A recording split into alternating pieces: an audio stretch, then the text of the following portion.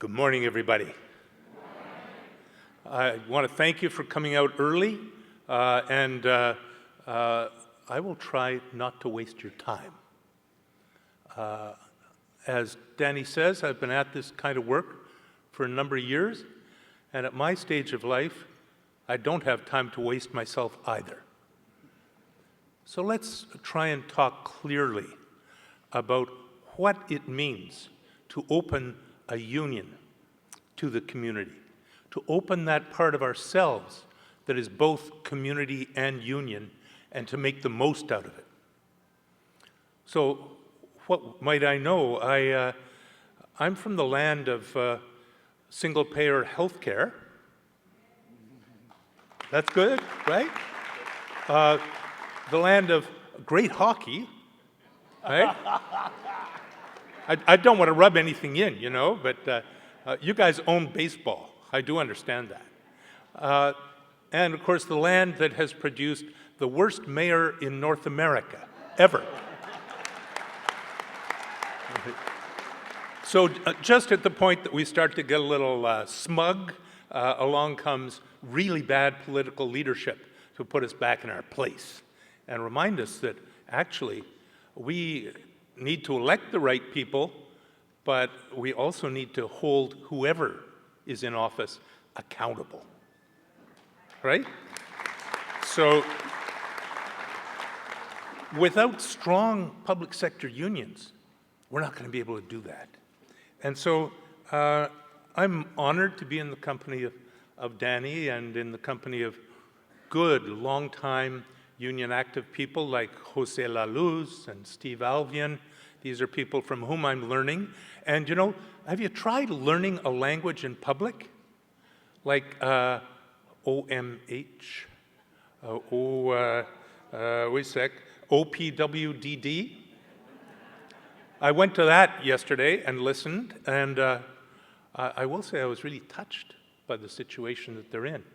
As was said from the front, you're in real trouble. The whole labor movement's in real trouble. Actually, we've always been in real trouble. And some of us kind of like it that way. So I don't see this as we're trying to salvage something.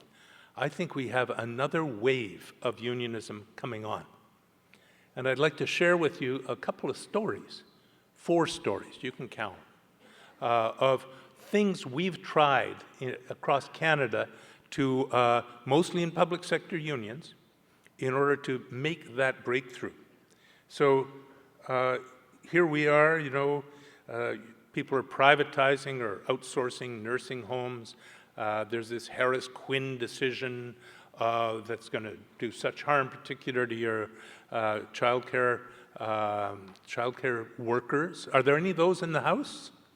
Yeah? Okay, welcome to you. And we have to always think of who are the most vulnerable at any moment.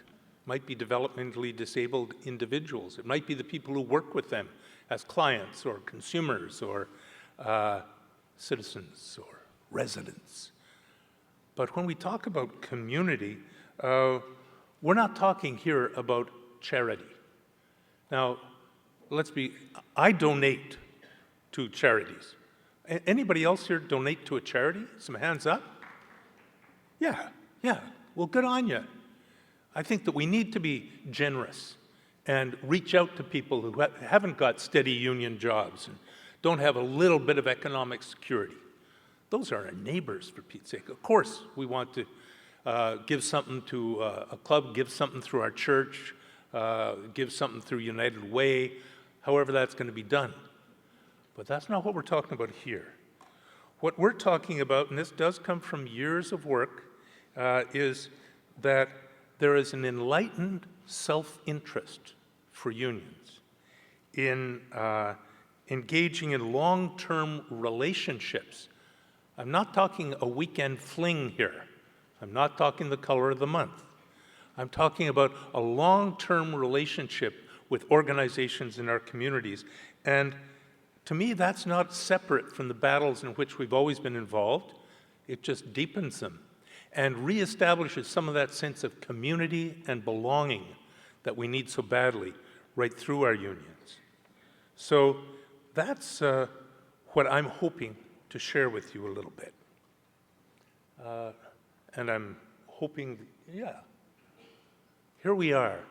Corporate power has been working on us. It's eroded that sense of community inside and outside our unions. So if we're going to commit to the welfare of our communities, and here's a sports image, we've got to stop playing defense only.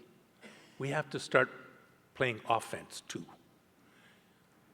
You can't win a game only playing defense. And a lot of energy, I was really listening pretty hard yesterday. A lot of energy is going into defense, right? Defending ourselves, defending our gains. All of that's necessary. I believe in it. But where's the offense? So let's talk about offense and the role of communities in an offense that benefits all working people, unionized, not unionized, our neighbors, our in-laws, heaven help us, our cousins. Most people have, in our families, we have people with mental health problems. We have people who are down on their luck. We have people who are getting hit hard economically, especially with this widening gap between the rich and the poor that's all over North America now. So we're in tough times, and that's when we find who's who. So who's who in the room is that last year, 225 people filled out a survey about your involvements in community organizations. Jose Laluz did an analysis of that. It's very impressive. You're involved all through, woven all through the communities of which you're a part. So this is not news to you. What's news is that your union's leadership is making a turn. And it's making a turn in order to join you and back you and walk beside you in maintaining and building healthy communities. So for that to happen, you've got this initiative, right, that goes back to the communities on which labor was built. I think of these as jewel projects, little beautiful projects that you can take and polish until they glow, and take the energy that comes from that and run it right through the union. Because the public sector unions that I know in my country have a tendency to mimic the worst of the employer. Does anybody know what I'm talking about there? Anybody ever seen bureaucracy or hierarchy or ass covering go on, not just out there, right, but among ourselves? You know the blame game? You know how that works, right? Everybody knows that game. So those are behaviors that we carry in us too. And that's why, in my thinking, we can't just do this communities work activity by looking through the lens of a camera at the rest of the society. We have to, at times, do something uncomfortable, and that's called looking in the mirror. So that's more painful. So other people can tell stories of other places. I'd like to just remind us, as my Latino friends say, hablemos arroz y habichuela. Let's talk rice and beans. Or the proper translation probably is, let's talk turkey, right? And that turkey is that many of yesterday's issues are coming back to us. Here we have on the left, you know, the people who want to be citizens, not transients. This is from the 30s, but it's come back. Here we have people who are saying, without documents, undocumented and unafraid. This is the same issue. It's the same issue, and we need to rally around it.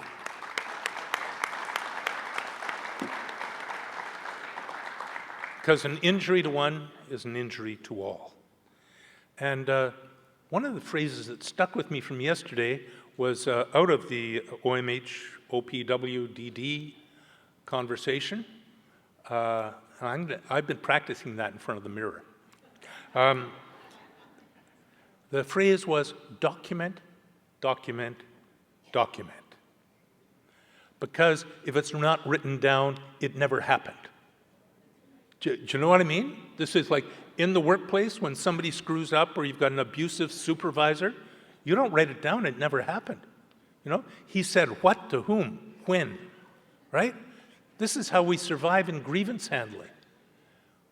We need to do that also by documenting and building this initiative, because actually the research supports us that healthy communities are built by unions. So here are my 4 stories. The first one suggests that we're involved in a 2-step process here. The union of which I've been a member, and my partner Barb has been an education rep, is called the Ontario Public Service Employees Union, and they have a division which handles the liquor board. So a couple of years back, I walked to the liquor store at the corner. That wasn't the last time I went, but it was a memorable time. And those people are in the same union I was in. So I got talking to the clerk, and they were wearing this badge. We're all in the same boat. I said, what's that about? And this woman says, well, we got a lot of part-time people here, and temporary people, and seasonal people, like in the north. So we are saying in our current round of bargaining, we're putting management on notice that we are going to bat for the lowest paid. And we're going to, all boats are going to float up together. And we are in the same boat. I thought, wow. Now, I heard yesterday about in Erie County, you've got some issues going on about part-time workers. Who was the sister that was talking about that? I think her name is Judy. Is she in the house? Anyway, out of Erie County was this story of trying to rally people behind the part-timers and how difficult that is to do. But that's what this union was trying to do. So we saw that they're trying to get part-time, cheaper workers, trying to outsource, I think is the term that you often use here. And the result of that will be that there'll be no good jobs left. Gradually, you erode those good jobs, so maybe we survive individually. We can just hold on to retirement, we'll survive, but what are we leaving behind, right? Are there going to be decent jobs that the next generation can get? Full-time jobs, permanent jobs, jobs that people can live on, can raise a family on. Those are the jobs that we want. And those are the jobs that our communities badly need. So they know, people, my neighbors, who are my neighbors, most of them are construction workers. That means a lot of them are working out of doors. It's hard work. It's cold. It's demanding work. A lot of bad backs on my street. So they look at these people carrying around a few wine bottles and say, what the hell, you got a cushy public sector pension.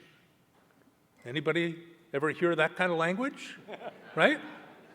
So what they said was, let's reach out. Step 1 is, let's build community inside. Step 2 is, let's reach out and build community all through our neighborhoods and our society. And as we do that, you know who'll be left out is the 1%. Because they have no loyalty to a community. They have no connection to these things. They throw a few bucks at it. They write some checks. They name foundations for themselves. And, you know, that's the extent of their involvement, and they keep their money offshore. So we're talking about the 99% here. All those people who may have different opinions from us about unionism, about the rights of people with different sexual orientations, They may have different ideas about the role of the church, and they certainly have different ideas about the role of unionism. But these are still our people. And our communities need good jobs with fair, steady wages. And I can say that that group of workers went through, they bargained, they had a short strike, and they won the gains for their internal part-timers. And during the strike, nobody crossed the picket line, and most of the public was cheering them on because they were distributing when anybody came.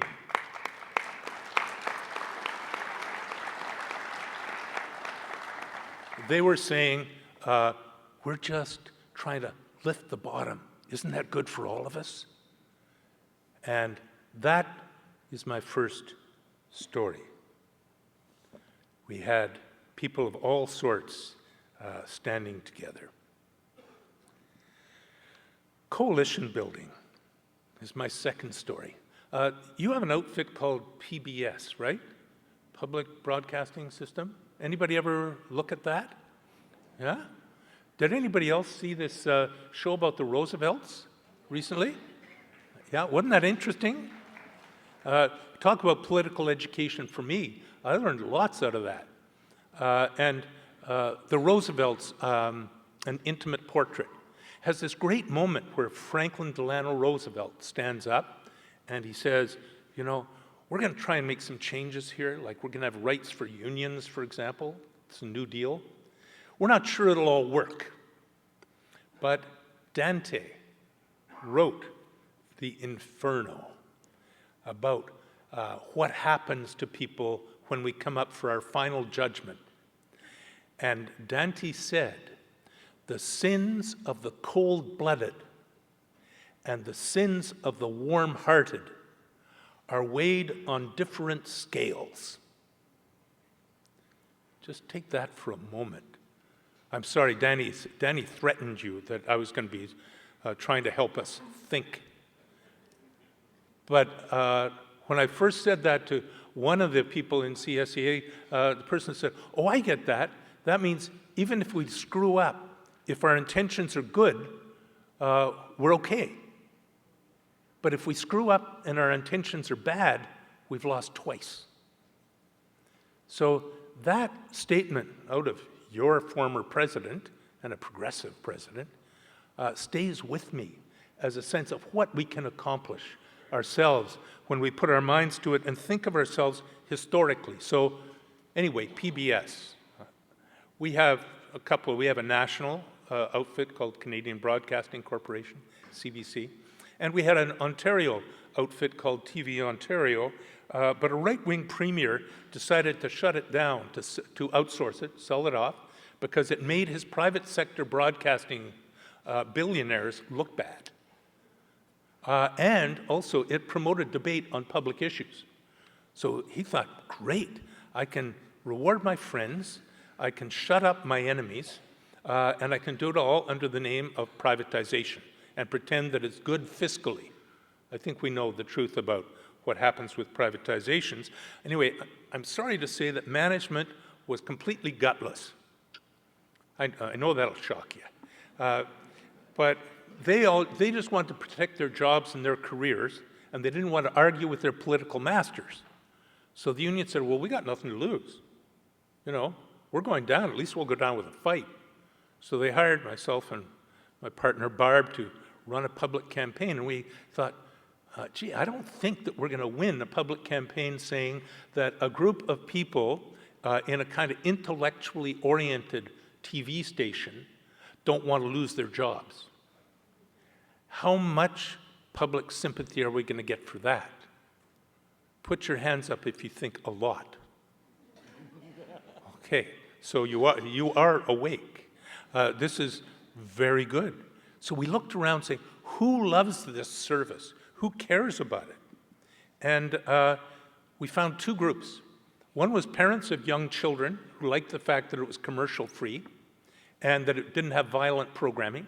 And the other was seniors who loved some of the revival stuff that was done and who were very loyal and actually donated to this outfit. So we went after those two groups. We packed the public meetings, and we stopped the privatization of TV Ontario. And to this day, TV Ontario is on the air. It's got, like PBS, a mix of public money and donations, but it is driven as a public service, and the people in that who work there, friends of ours, are part of the public sector still. So we can hold on.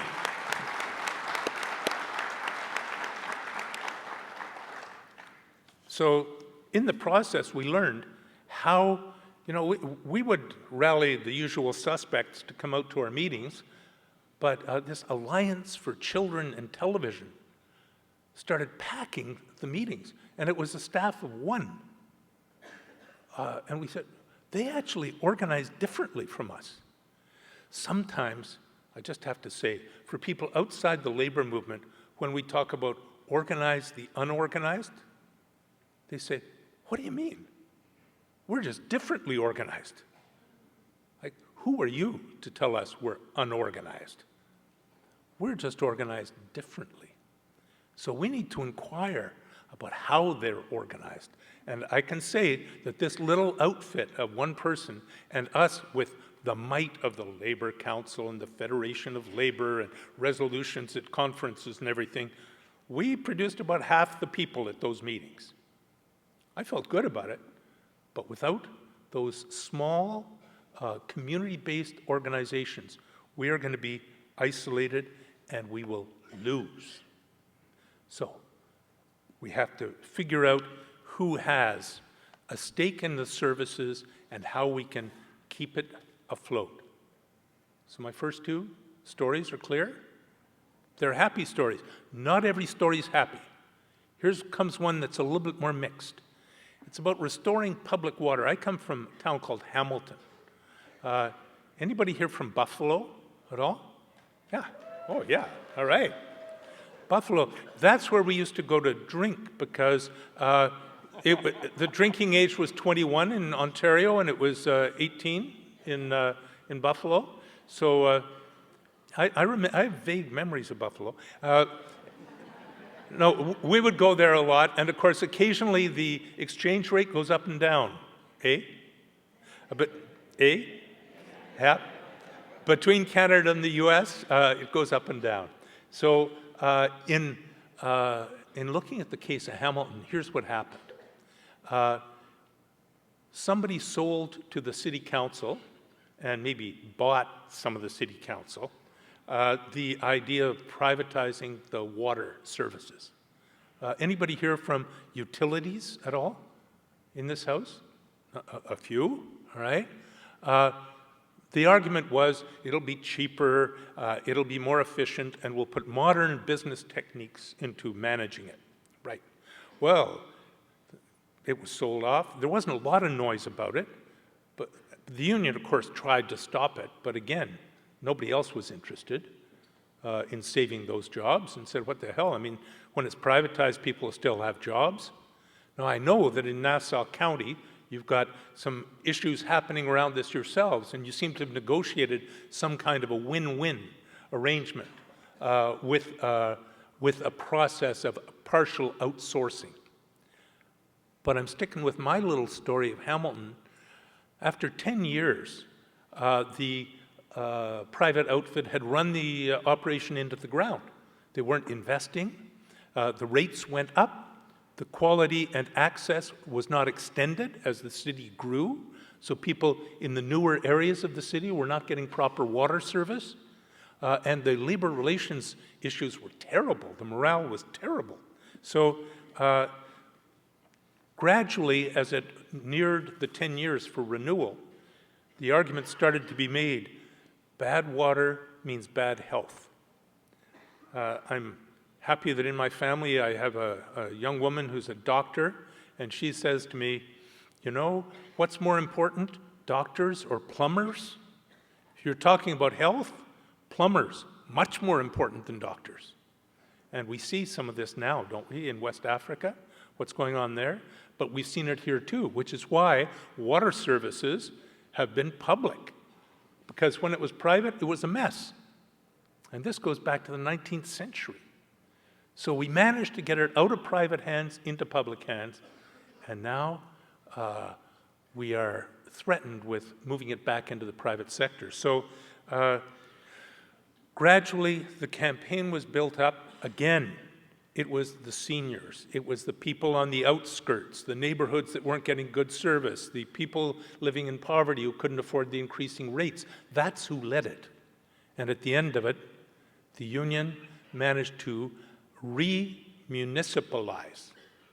I just thought, since Danny had said that I have done some university study, I owe it to you to bring an obscure, long word to you, all right? So you know what municipal is? So it's about taking water back into public hands. And the word is called re-municipalization. Can we just try that together? Are you ready? 1, 2, 3. Re-municipalization. So there you go. Don't say you didn't get nothing out of this presentation. You've got here the effort of a public thing. It doesn't say good jobs. It doesn't say anything about the union. It says about people's right to decent water. Now, last I was told, our bodies are 70% water. If we got bad water, we got bad bodies. We got bad health.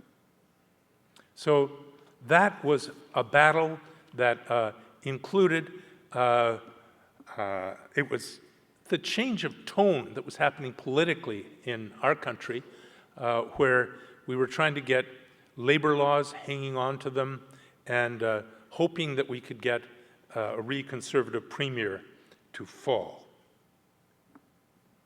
So, yeah, good news for you. I'm coming to the fourth. This won't go on forever. Here's the fourth story. It's about together, fairness works. That's the slogan that's used across Canada. There's actually a big bus called the Fairness Bus, a green bus, goes back and forth across the country with information about community fairness and the role of unions in doing that. What you've got here is the work of a really good Labour Council, the Labour Council in Toronto. Here's what they have. You can't perhaps read that too easily. That may be because it's in Chinese. Why would you have a union publishing stuff in Chinese? Because you've got a couple of 100,000 Chinese immigrants, recent ones in Toronto, who desperately need labor rights. And some of them are undocumented, and there's all kinds of issues around it. But the Labour Council has just taken a firm stand. These are workers. They're our people. And we're going to communicate with them one way or another.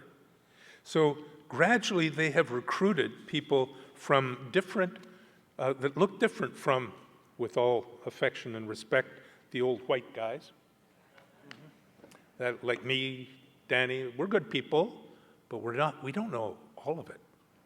There's a whole other set of worlds out there. And we need to be international in the way we look at our own neighborhoods. It's not enough to just look internationally around the world. What are we doing to engage with people whose organizations are different and whose structures and cultures are different, and who are often treated badly and with exclusion and contempt? We can't afford as a labor movement to be caught up looking down on any worker. So what the Labour Council did was it recruited people, Aboriginal people, that's what you call Native Americans, Aboriginal people onto the executive, brought people, hired a staff rep specifically to organize in the Chinese community and to rally those people, and then do leadership schools with the ones that are getting through the English as a second language process so that they can take leadership roles in the union. In other words, they changed. And that's what we're talking about. Hearing a wider range of voices and inviting people to commit, to contribute, to participate. So what can we learn? If we think that a commitment to diversity and inclusion and to challenging racism, wherever racism rears its ugly head, that has to be a hallmark of the labor movement. And racism, I know, plays differently here than it does in my town, but racism is all around us and in us. We've got these assumptions, these inherited ideas. They're there. And we've got to challenge each other and open different kinds of conversations with people. And we've got to build coalitions of which we're a part, but not necessarily the controlling part. And when these people come in to union structures, to not just include them, but invite them to participate and bring their ideas and their histories, it's amazing the knowledge that unlocks. So how that plays in the US is not for me to speak to, but I can tell you that without that, the labor movement in Toronto would be flat. Just one little statistic. That's the other thing that somebody academic is supposed to contribute, a long word and a statistic. 52% of the population of Toronto was born outside Canada. Think what that means. And over 50% of the population of Toronto are people of color. So, a labor movement that doesn't engage with immigrants and with people of color is a little shrinking island that increasingly will be seen as bureaucratic and far off and privileged. So, this weekend, we have what's called the Good Jobs Summit in Toronto.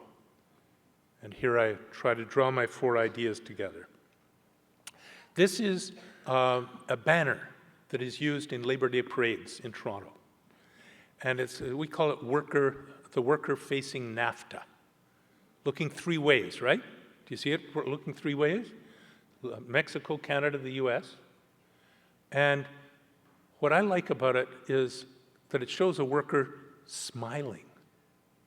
I want to be part of a movement that isn't always whining and complaining, but is smiling, open, and confident.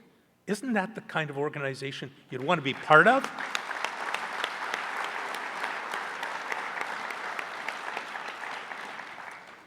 So I'm hoping to take back good news to my friends on the weekend, that the CSEA right next door is alive and walking the community path. And when we're walking the community path, what will it look like? Fox News tells us it's all about fear and take care of number 1.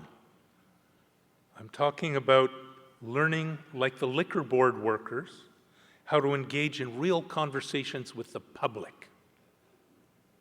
Talking about joining, like the public TV workers, those who are most directly affected by the shrinking of public services.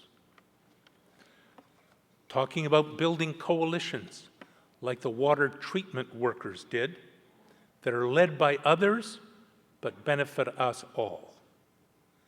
And inviting, like the Toronto Labour Council, a full range of diverse voices and making sure that we hear and learn from them, actually change. So we do have a choice. It's been explained to me, the power of this gathering. You have a choice. We all have choices, as individuals and collectively. I guess the choice, as I see it, is about what kind of union we really want to build. We can sit on our titles.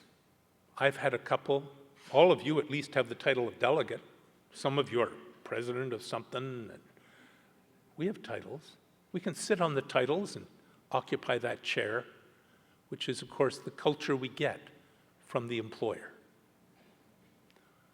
And we can watch as the water, the pond around us shrinks, and however big we are as fish, how the options for the next wave of people are going to narrow. This is the 104th ADM. How about the 124th? What's going to be there?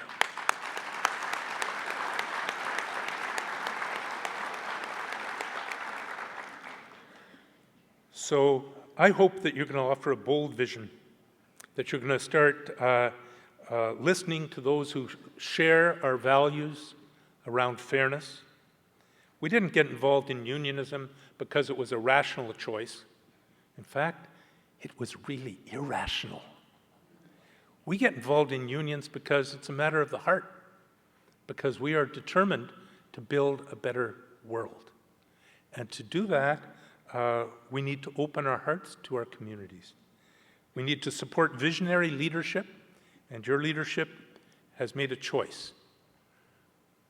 They're saying, let's get decent work for everyone, not just take care of our own.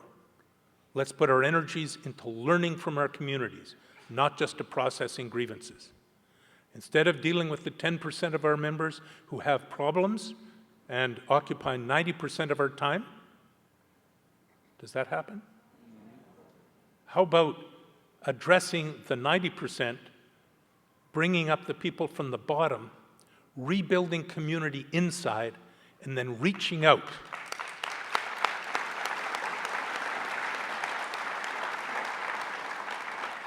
So I'm saying, let's get decent work for all.